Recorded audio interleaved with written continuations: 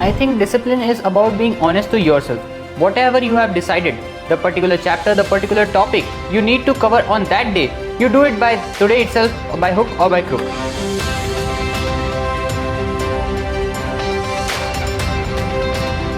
Hello friends, my name is Rohan Shukla. I am studying in Ahmedabad Ambawadi branch and I was pursuing a 2-year program for JEE Mains and Advance. I basically figured out about Akash myself when I was considering my options for JEE, and that's when I realized that the material and the opportunities provided by Akash were one of their kind, and therefore it was the best option. I joined Akash back in year 2022 in my class 10th. I joined it because I received several positive feedbacks about their coaching, about their material, as well as due to the well-known reputation of Akash in the education field.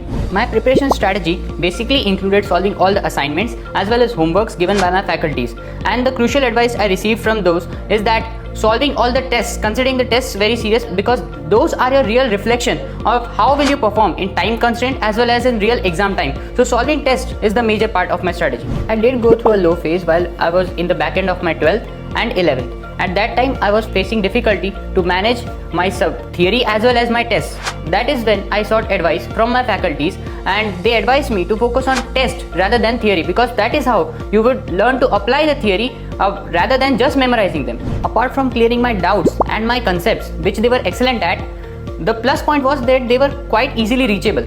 I did not have to think twice before sending my doubt and got it clear within hours. So that is what helped me most. My last month strategy before the exams was to focus on tests rather than the theory. And we gave many tests. Akash conducted many tests, including the final test series, the AITS, and many more. My faculties were ready at their feet to help me in any topic I was weak in, and the timely completion of 12th syllabus also helped because I was able to cover weak areas of class 11. I think discipline is about being honest to yourself. Whatever you have decided, the particular chapter, the particular topic you need to cover on that day, you do it by today itself, by hook or by crook. So that is what I tried to follow and achieved it most of the times. Now, discipline is also about sticking to your study patterns strictly, not deviating from it. So that is what plays a major role. My favorite pastime was to play chess online. That is how I relaxed myself and enhanced my focus so that I could study more properly when I sat next. Life में दोस्त भी दो तरीके के होते हैं. एक जो अच्छे दोस्त, जो एक हेल्दी एनवायरनमेंट आपके आसपास क्रिएट करे, जो आपको मोटिवेट करे, जो आपको समझे और कभी कभी आपके साथ आपके डाउट सॉल्व करे और ये सब. और एक सेकंड तरह के दोस्त होते हैं जो आपके आजू बाजू एक नेगेटिव एनवायरनमेंट क्रिएट करते हैं, आपको डीमोटिवेट करते हैं, आपको कभी एनकरेज नहीं करते. तो उन दोस्तों से हमें दूर रहना चाहिए, क्योंकि फाइनली हमारी चॉइस है कि हम कैसा सर्कल अपने आजू बाजू बनाना चाहते हैं. और ये चॉइस हमें बहुत सोच के करनी पड़ती है, क्योंकि यही चॉइस हमारी मेंटालिटी को इफेक्ट करती है, जो एग्जाम आते आते बहुत क्रूशियल हो जाता है. सेल्फ स्टडी के बेनिफिट्स जैसे कहें तो सेल्फ स्टडी के बेनिफिट्स होते हैं कि आप एक कूल एनवायरनमेंट में पढ़ सकते हैं, जहां आपको खुद को डेवलप करना होता है, जहां आप खुद वो क्वेश्चन सॉल्व करते हैं, कोई आपको हेल्प करने नहीं आएगा. तो वो बेसिकली एक चैलेंजिंग एनवायरनमेंट होता है जहां यू कैन चैलेंज योरसेल्फ. और दूसरा होता है ग्रुप स्टडी. ग्रुप स्टडी के बेनिफिट्स होते हैं कि एक आइडिया शेयर होते हैं. अब जैसे मैं नाक ऐसे पकड़ूं या ऐसे पकड़ूं, उसमें डिफरेंस तो आएगा ही.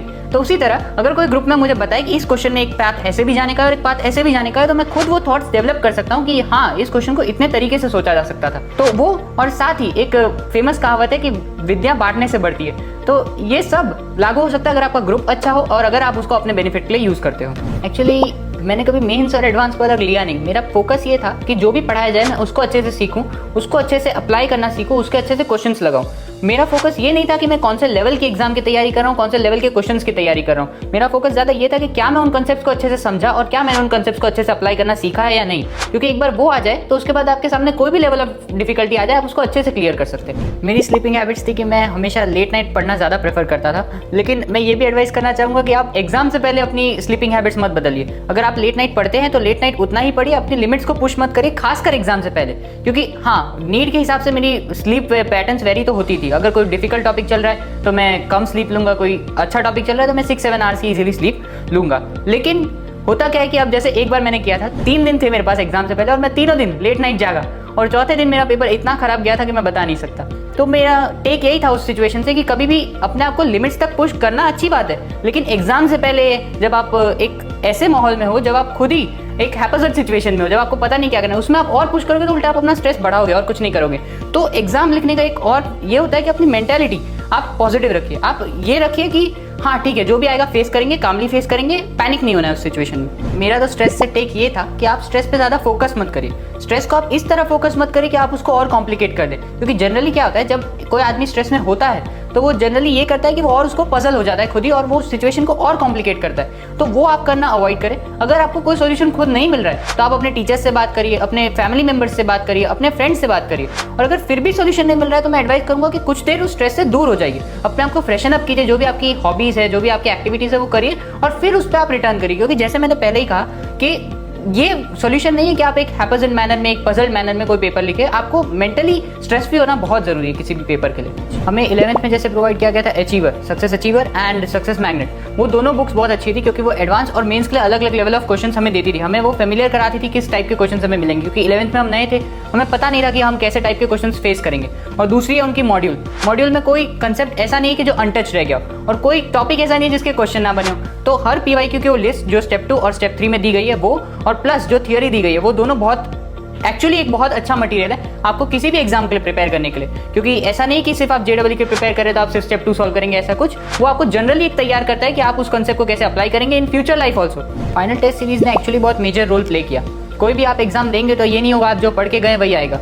वो आपको सिखाता है कि आप कौन से टॉपिक्स पढ़ के गए, उसमें आप किस में वीक हो, किस में स्ट्रांग हो, किस में आप मॉडरेट हो। और एक दूसरी चीज जो हेल्प करती है वो है आकाश का शेड्यूल टेस्ट का। हर FTS के बीच में कोई एग्जाम आती है और कुछ गैप होता है। वो कुछ गैप बहुत नेसेसरी है क्योंकि आप अपनी मिस्टेक्स को एनालाइज करेंगे, आप अपने टॉपिक्स को स्ट्रांग करेंगे, और नेक्स्ट टेस्ट में आप उससे भी ज्यादा रेडी होकर बैठेंगे। तो मेरी एडवाइस तो यही रहेगी कि कोई भी टेस्ट हो, आपको कितना भी आता हो, आप वो टेस्ट अटेम्प्ट तो पक्का करें, क्योंकि उससे आपको पता चलेगा कि where do you stand actually. क्योंकि थियरी, मैंने देखा है सभी लोगों को जो सिर्फ थियरी पढ़ते थे, एग्जाम नहीं देते थे, लेकिन that is a bad habit. JEE is indeed a very difficult exam, but my inspiration, I had first decided that I would take the science stream because that's the area that interested me the most. Now, in class 10th, I realized that maths is my favorite subject and therefore engineering. And the second reason was that I belong to an engineering family where both of my parents are engineers, so I was already encouraged to take the engineering field. My advice for JEE aspirants would be to follow all the advices and the guidances given by their faculties. They are the most experienced and they have guided hundreds of like you to your goals. Now, secondly, I would like to say, don't hesitate to clear your doubts. Don't hesitate to ask them. Don't even leave a single question unsolved. Keep a proper bonding, proper respect and proper friendliness with your faculties, because that is how they will be able to understand you much better and clear your concepts much better. Last में तो मैं बस एक big thank you बोलना चाहूँगा अपने parents को, अपने फ्रेंड्स को और खासकर मेरे फैकल्टीज़ को। मुझे अभी भी याद है मेरी एक प्रॉब्लम थी सिली मिस्टेक्स। मैं किसी भी पेपर में वर्थ 25 मार्क्स की सिली मिस्टेक्स करके आ सकता था। तो वो प्रॉब्लम मेरे फैकल्टीज़ ने मुझे इंप्रूव करने में बहुत हेल्प की है। उन्होंने मुझे आइडेंटिफाई करवाया कि मैं कहाँ लैग कर रहा हूँ, क्यों मेरी सिली मिस्टेक्स हो रही है, थोड़ी मेरी एब्सेंट माइंडेडनेस एग्जाम में। तो उन सबको इन्होंने इंप्रूव करने में बहुत हेल्प करी। तो मैं उस सबके लिए फैकल्टीज़ को थैंक यू बोलना चाहूँगा कि आपने 2 साल की इस जर्नी में मेरा इतना सपोर्ट किया। Thank you.